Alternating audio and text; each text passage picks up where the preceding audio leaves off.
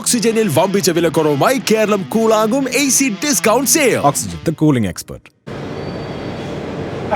അപ്പം പ്രാക്ടീസ് രണ്ടാം ദിവസം, മൊത്തം 3 ദിവസമായി. രണ്ടാം ദിവസം മാളവി എത്തിയിട്ടുണ്ട്. മാളവിയുടെ ഡാൻസൊക്കെ ഇപ്പോൾ നമ്മൾ കണ്ടിട്ടുണ്ടല്ലോ. മാളവി നമസ്കാരം. നമസ്കാരം. എങ്ങനെയുണ്ട്? അടിപൊളിയല്ലേ?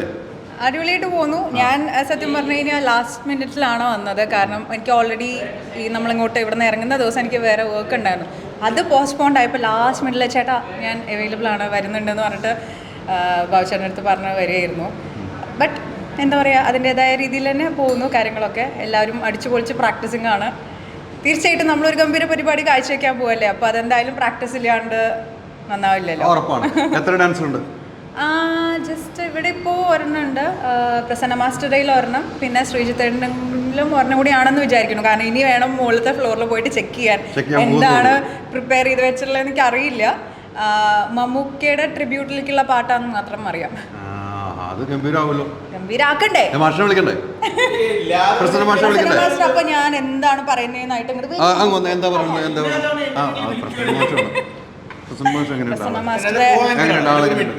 ചോദിച്ചോട്ടെ.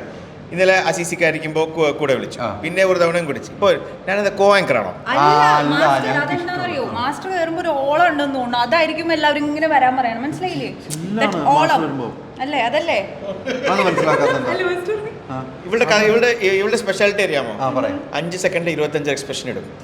നവരസം തന്നെ 9 ഉള്ളൂ. ഇവളുടെ അടുത്ത് 25 രസമുണ്ട്. ഡയറക്ടേഴ്സ് ആരെങ്കിലൊക്കെ കേട്ടുകഴിഞ്ഞാൽ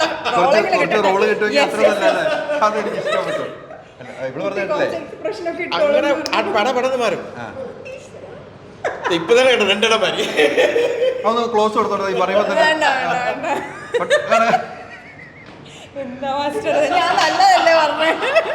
മാസ്റ്ററെ കുറിച്ച് അല്ല കറക്റ്റ് പറഞ്ഞാണ്. അത് ഇപ്പൊ ഒരു ഗുണമല്ല. കുറെ ഡയറക്ടർമാരെ നല്ല രീതിയിൽ എടുക്കണം എല്ലാം, അത്രേ ഉള്ളൂ. നല്ല രീതിയിൽ എടുക്കണം. പക്ഷെ ഒരു കാര്യം ചോദിക്കട്ടെ, ഇപ്പൊ ഇവിടെ പ്രാക്ടീസ് നടക്കല്ലോ.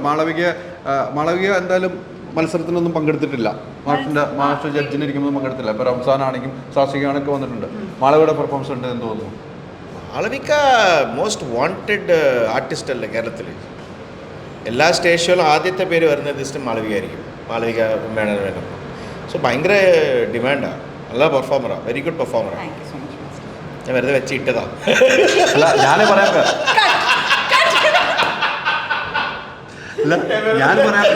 വെറുതെ എന്ന് പറഞ്ഞില്ല. ഞാൻ പറയാം മാളവി എനിക്ക് വൈകിട്ട് ബിരിയാണി മേടിച്ചെന്ന് പറഞ്ഞാൽ എനിക്ക് ത്രാസല്ല. തീർച്ചയായിട്ടും നമ്മളത് കാണുകയും ചെയ്തു. ഇന്നലെ ഞാൻ കണ്ടിരുന്നു. ഗംഭീരമായിട്ട് പെർഫോമൻസ്. മാഷ് അവിടെ ഇരുന്ന് കൈയടിക്കുന്നത് കാണുമ്പോൾ അറിയാലോ നമുക്ക്. മനുഷ്യ എല്ലാ ഡാൻസും വെച്ചിട്ട് പഠിപ്പിച്ചപ്പുറം മാറി നിന്ന് ഫൈനൽ കാണുമ്പോൾ മാറി നിന്ന് കൈയടിക്കുമ്പോൾ അറിയാം അത് ഇഷ്ടപ്പെട്ടു എന്നുള്ളതാണ് എനിക്ക് മനസ്സിലായത്. അതെ, അല്ലെങ്കിൽ ഇഷ്ടപ്പെട്ടില്ല അതൊക്കെ ഞാൻ ഓപ്പണായിട്ട് പറയുന്ന ആളാണ്. ഇവൾ ഓൾറെഡി ഇവിടെ ഒരു തവണ കണ്ടിട്ട് ഒരു ഷോയില് ഇങ്ങനെ ശരിയായിട്ട് വന്നില്ല പറഞ്ഞ് ഞാൻ ഒച്ചയും വെച്ചിട്ടുണ്ട്. അതല്ലേ അമ്മ മഴവില് നീ അമ്മ മഴ നമ്മുടെ ടീമിലുണ്ടായിരുന്നു, വേറെ ടീമില്.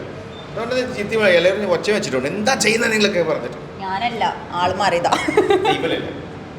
അതൊക്കെയാണ് മാസ്റ്റർ കൃത്യമായിട്ട് കാര്യങ്ങൾ പറയും. അല്ല, നമ്മൾ അങ്ങോട്ടും ഇങ്ങോട്ടും ഉള്ള ഒരു കോർഡിനേഷൻ ആണല്ലോ എന്തായാലും. ഇപ്പോൾ മാസ്റ്റർ നമുക്ക് ഏത് മാസ്റ്റർ ആയാലും നമുക്ക് ആ ഒരു സീക്കിങ് നമുക്ക് തരുമ്പോൾ ആ ഒരു നമ്മൾ അത് ലേൺ ചെയ്യാണ് അവരിൽ നിന്ന്. അവരെന്താണോ പഠിപ്പിക്കുന്നതെന്ന് വെച്ചാൽ അത് നമ്മൾ ഭംഗിയാക്കി കാണിച്ചു കൊടുക്കുക എന്നുള്ളതാണല്ലോ നമ്മളുടെ ഒരു എബിലിറ്റി, അല്ലെങ്കിൽ നമ്മളുടെ കടമ എന്ന് പറയുന്നത്. തീർച്ചയായിട്ടും മാളവി ഡാൻസും കാര്യങ്ങളും കൊണ്ട് ഇഷ്ടംപോലെ ഇനാഗ്രേഷൻ ഉണ്ട്. മാളവിക അഭിനയിക്കുന്നതിന് കൂടുതൽ ഇനാഗ്രേഷൻ പോകണമെന്ന് എനിക്ക് തോന്നുന്നു. അത് നന്നായി പോകണം. ഇല്ല, നമുക്ക് അല്ല ഞാൻ ഇനാഗ്രേഷൻ ഗംഭീരമായിട്ട് പോകുന്നുണ്ടോ? പല ഇത് കാണുമ്പോൾ എനിക്ക് തോന്നുന്നു ഇപ്പോൾ നമ്മൾ ഫീൽഡിലുള്ളതുകൊണ്ടാണ് നമുക്ക് ഇനോഗ്രേഷൻസും അത് വർക്ക്സും കിട്ടുന്നത്. അല്ലാതെ ഇപ്പോൾ എനിക്ക് തോന്നുന്നു നമ്മൾ അഭിനയിക്കുന്നില്ലെങ്കിൽ നമ്മളെ അറിയില്ല. പക്ഷെ സോഷ്യൽ മീഡിയ ഉണ്ട്, ഇല്ല എന്നല്ല. പക്ഷെ ആക്റ്റീവാണ്, എല്ലാവരും ആക്റ്റീവാണ്. ഇപ്പോൾ അഭിനയിക്കാത്തവരും ആക്റ്റീവാണ്. അഭിനയിക്കുന്നവരേക്കാൾ കൂടുതൽ ആക്റ്റീവാണ് പല ആൾക്കാരും. റീച്ചും കാര്യങ്ങളൊക്കെ ഉള്ള ആൾക്കാരുണ്ട്. പക്ഷെ നമ്മളെപ്പോലുള്ള പല ആൾക്കാർക്കും ഇപ്പോഴും ലൈം ലൈറ്റിലെ ഓരോ ക്യാരക്ടേഴ്സ് ചെയ്യാൻ പറ്റുന്നതിൻ്റെ ഒരു ഭാഗ്യം, ടച്ച് വുഡ്, അതിപ്പോൾ എനിക്ക് ഓഫേഴ്സ് വരുന്നതിൽ സന്തോഷമുണ്ട്. അതുകൊണ്ട് മാത്രമാണെന്ന് തോന്നുന്നു എനിക്ക് മറ്റുള്ള വർക്ക്സും വിളി വരുന്നത്. അല്ലെങ്കിൽ ആരറിയുക, എത്രയോ പേരുണ്ട് അങ്ങനെ.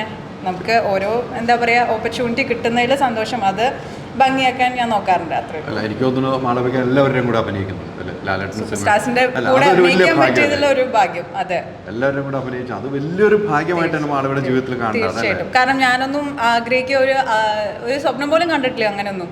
അപ്പോൾ അത് നമുക്കൊരു ഓപ്പർച്യൂണിറ്റി തേടി വരുമ്പോൾ വൈ നോട്ട് ചെയ്യല്ലേ വേണ്ടേ.